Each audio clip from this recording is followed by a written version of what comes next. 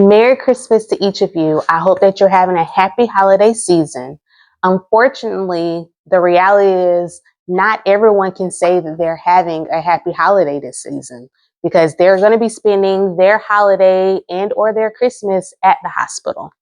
Hi, my name is Dr. Tara Maple and I'm an acute care nurse practitioner. And this week, I've had to be the one to break that news to patients and or their families and let them know that they weren't going to be home this Christmas.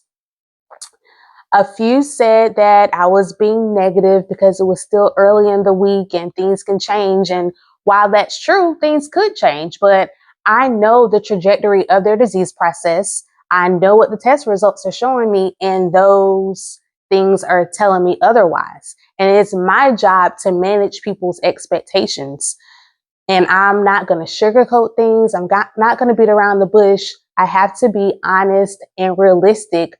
But at the same time, I'm gentle and I'm respectful when I break the news to people. I encourage them to try to make the best of a bad situation. Bring Christmas here, decorate the room, let your family and friends know that Christmas is going to look different for you this year. Meanwhile, I had another case this week where that patient wasn't going to be home for Christmas for another reason, because they passed away in the hospital before all of their family who was out of town was able to get here to come be with them. And I had to be the one to make that difficult call and tell the family that. And that's not easy, especially when you're on the phone with them and you hear them bawling their eyes out and just they're processing what I'm telling them, and they're going through all the stages of regret and blaming themselves, and then, just sad because they feel like no one was there with their loved one. I'm trying to encourage them and give them support and also let them know that their family member wasn't alone. The staff stood in their place. We played music for the patient, talked to her during it, and the nurse was phenomenal and stood in there and held her hand.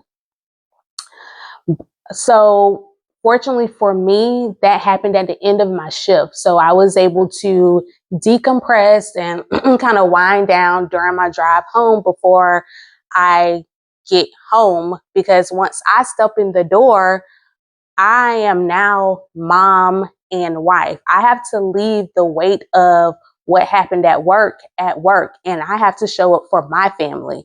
And that is the struggle that many healthcare providers face each and every day, especially during this holiday season. So if you're a patient or a family member and you're at the hospital during this time, show some grace and compassion for your healthcare provider, because you don't know what they just went through in the room next door. Compassion and grace works both ways. And if you know a healthcare provider and you see that they're more quiet than usual or just not acting themselves, offer them a hug or some space, because they may need that as well. But something that everyone can do, pray. Please keep your healthcare providers in your prayers, because this isn't an easy time for us either. If something that I said in this video resonates with you, leave a heart in the comments to let others know that they're not alone. No need to leave words. If you're interested in hearing about more experiences like this in the ICU, click the like and follow button.